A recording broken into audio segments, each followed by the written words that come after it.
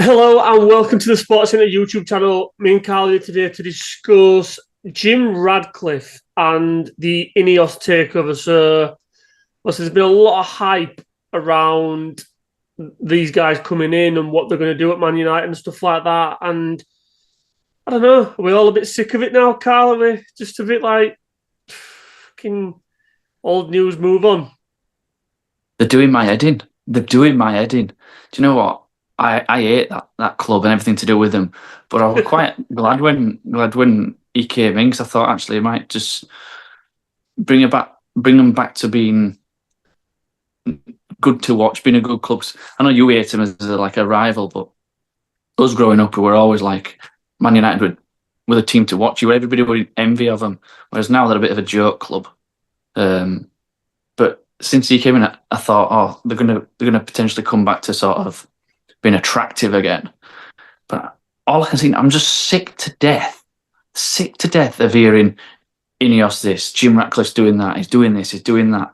Everything is about Jim Ratcliffe, nothing about the team. Not well. So that's a bit of a. I'm probably a bit wrong there because we've all slagged that team off this last couple of seasons. But everything just seems to like whenever anyone else takes over a club, you hear about them for a little bit, like, oh, they're going to put this stamp on it, they're going to do that.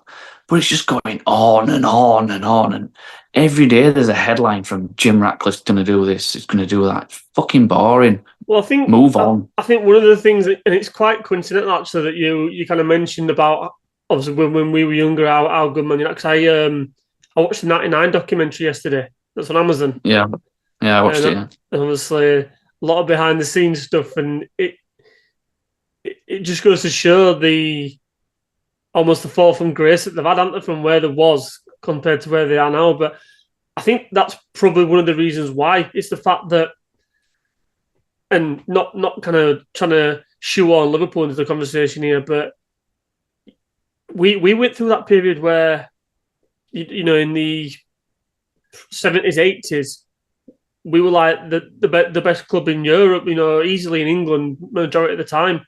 And Man United were that of the 90s and the 2000s, weren't they? Yeah. But I think also as well, he's come in, he's coming, or this INEOS have come in partway through the season. So I think everyone were just expecting, this a big shift. And it's going to take years. It's going to take them absolutely years to get back to where they were. It is, but everyone will like, oh, they're in now, it's going to be sound, it's going to be brand new, which we were sort of hoping for a little bit. Like, absolutely not as a Man United fan, but just sort of hoping because I'm sick to death of all Glazer talk. You don't hear nothing now about Glazers. It's all INEOS, Jim Ratcliffe. But to me, he's making a bit of a fuck of it, I think. All this what's happening with Ten Hag? Is he staying? Is he going? What's going on? It's just like they're supposed to be straight down line, no nonsense. They're going to sort this club out. Well, you can't even sort your manager out. Is he staying or isn't he? If he's going, get rid of him. And they've potentially been, or Newcastle trying to get him done for tapping up Dan Ashworth. Dan Ashworth, yeah, do you know what I mean? I think that, don't get me wrong, it sounds daft. They're only asking for 20 million. But it's 20 million. You'd pay that if you were a player just because he's a director of football.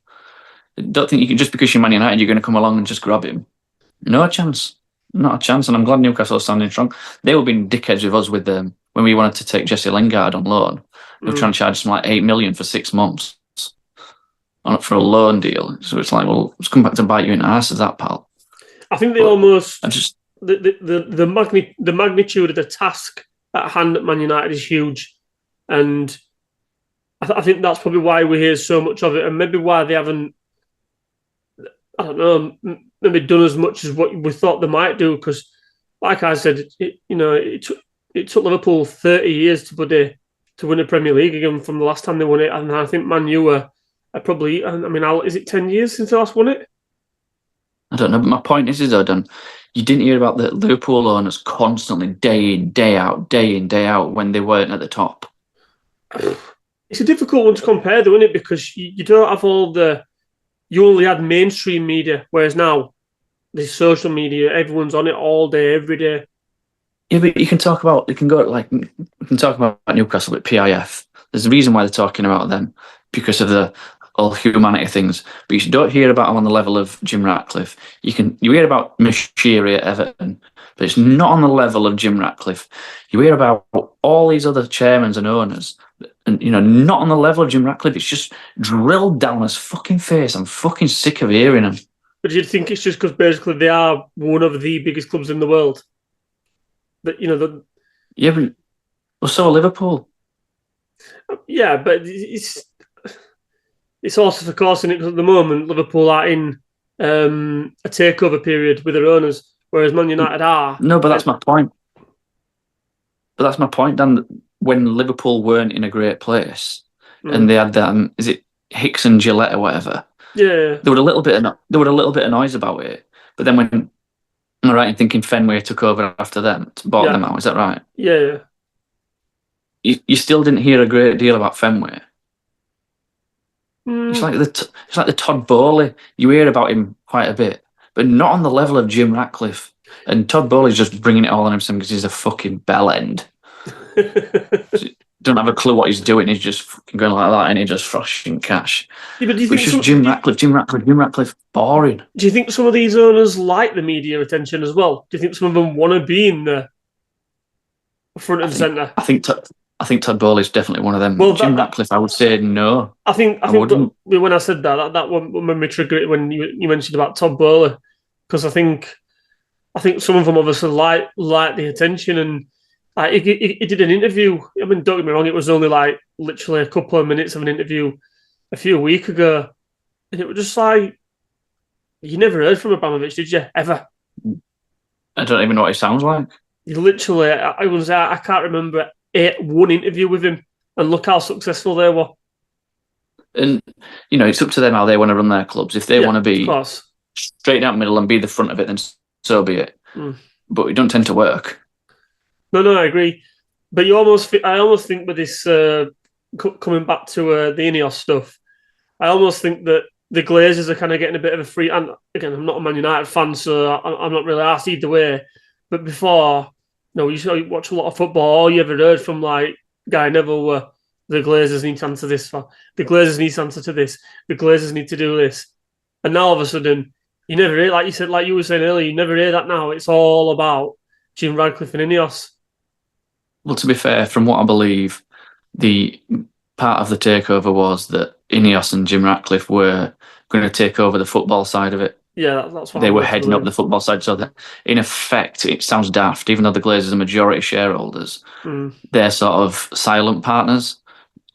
I mean, they're obviously not silent because they've got says in everything, and then they've got the final say, but they don't have anything to do with the day-to-day running of the football side of it, which is probably a good thing because the Glazers don't seem to give a shit other than just taking money out. But it's just the fact I keep going back to it, I'm just sick to death. I don't know whether it's anything to do with INEOS and Ratcliffe or whether it's just the media love talking about him, but I'm sick to death of hearing him. Every time you put radio on or a newspaper or Sky Sports, it's there, Jim Ratcliffe this. Fuck off. I think it's just mainly the fact that the magnitude of Man United, they are probably what you could say maybe one of the top 3 biggest clubs in the world, definitely in the top 5. And I think that's why they get so much media attention. It's like when, football clubs go like what they're on Sky and TNT Sports and stuff. Your Man United, your Liverpools, they're always on every weekend. Yeah, always on telly, and it's just because they're the biggest clubs out there. And that's not me kind of bigging up my own club, but they are. Man U are one of the biggest clubs in the world, and everyone wants to hear about it. And I think that's I agree with you to an extent. It is a little done, but that the job in hand there, it's going to take them years. It is, and there's a lot to do there. Right down to the little things from what you hear about him stopping people from working from home and making loads of people redundant in office, and we don't need to know that. Don't really care. It's not news. Do you not think though? I think that's quite interesting. Me that they're actually fucking. I could not tell them. I could not care less. If my owners came out and said, "Oh, we're not having anybody else working from home anymore. It's not. We need them all in the office, and if they don't like it, they can find another job." Genuinely not interested. I want to know what's going on playing side. I'm not interested in what happens in back door, in back, in the office. Yeah, behind the scenes stuff. Yeah, that.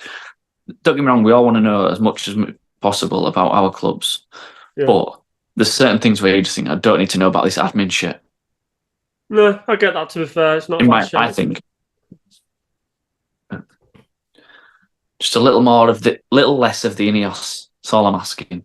Yeah, well, it's going to be interesting with United. To be fair, because I think there's a lot of players. I say a lot. I think there's a good chunk of players they need to move on.